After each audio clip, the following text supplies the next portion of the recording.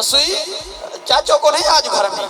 तू हिकड़ो कम कर, तू के सुठे डॉक्टर के पंहिंजो अखियूं चेक करा। शादी थींदी ऐं मां हिन घर मां हली वेंदसि त पोइ यादि कंदे मूंखे। तोखे तो वञण छो थो ॾियां, या भुल थई। मुझे खबर है जेस ताईं भाई शरारतूं न कयो न तेस ताईं ताजी मानी हज़म कान थी। आऊं ताजे विच मां बस वञा था। केडी वाला घर जो छिटियूं जो तो मथे कराई, केडी वाला पन्नीअ में बीठो ही कोडर दी हणा बियो को कम न थई। गालण गाली आहे त एहतियात चवंदा आहिनि त अधु इलाज आहे।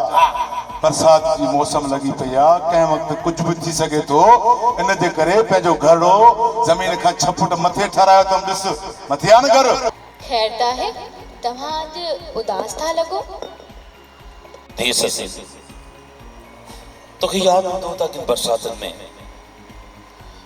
पंहिंजो घर पको न हुजण जे करे थोड़ी बरसात में किरी पट थी वई ऐं तुंहिंजी मां बि हुनजे हेठां अची गुज़ारे वई। अॼु ही वरी बरसात जी मुदत ॾिसी ऐं परेशान बैटरी ने करे त रात जो बैटरी ते सुजारो सोचरो तो होजे ना। नांग बलाओ न को जीत जणो आ वो तो नजर अचे ना। बाबा तई ने होले पाड़े में जो उदाई ही पोरा जो माई बेचारी के विछू खाइयो जे बलब हो जे हां तो वा दिसे बच्ची वन्या विछू के बजाया। अॼु दरिया में आला सतह जे पानी जो रेलो गुडू वटा सिंध में दाख़िल थी रहियो आहे। ख़बर मूजिब अॼु खां 10 लख क्यूसिक पानी गुज़रंदो, जेको 2 ॾींहनि ताईं 14 लख थींदो। पानी अचण जे नतीजे में दरिया जो कचो खाली थी वियो आहे ऐं बीठल सॼो फसल तबाह थी वियो आहे। केडी नौकीर सा हज़ारे उम्मीदूं सीधे में साडे आई ज़मीन ते मेहनत करे फसल पोखियम, पर सब कुछ खत्म थी वियो। असा जी हर उम्मीद अरमान रहजी वई थी है, अरमान रहजी वई। अधे सुभाणे चवारे मोकिलियो त हाणे तुझी धीअ सां मुझे पुट जी शादी कौन थींदी। पर बाबा छो? वो इन करे जो हाणे पंहिंजी धीअ खे असीं दाज नथा ॾेई सघूं, दाज नथा ॾेई सघूं।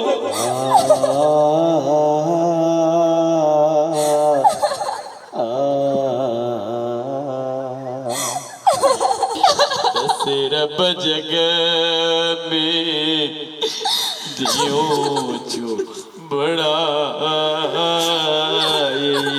बाबा चवा मुझे न रोयो बाबा, मां तो आया ही नहीं भागी।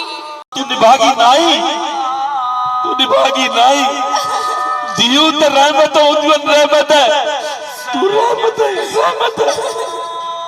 वाहन जा भत भजी पिया थोड़ा लुड़ी ना तो खबर केडो पानी पतो ने केडो पानी आ वडो पानी है। बरसात पवी वई है। अल्लाह रहम सिमनालो चंदा टुट पियो यो टुट पियो ने खापो गरीब जा साजन गरीब ने जेके हेठ घर ओए पैसा बुडन कोन थी अचे चवन था।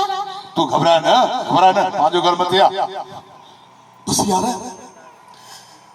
जेको तो सोचो ना यही थियो। असा जा घर लुड़ने पिया था। खां पोइ जेके इदारे वारा अची असां के बरसातुन खां बोर्ड खां बचण जा उपाय ॿुधाया, असां उन ते हिन साल अमल कयोसीं। हाणे रालण वारा जा घर मथे ठहियल आहिनि, छतियूं ठीक ठाक लिबियल आहिनि।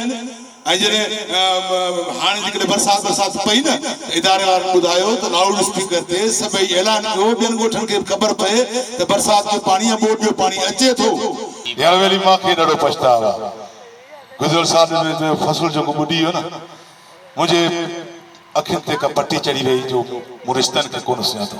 न दा बिली तुंहिंजी थी अॼु सम्झ मुंहिंजी थी आहे ऐं वकार तुंहिंजो पुटु तुंहिंजो न्याणो।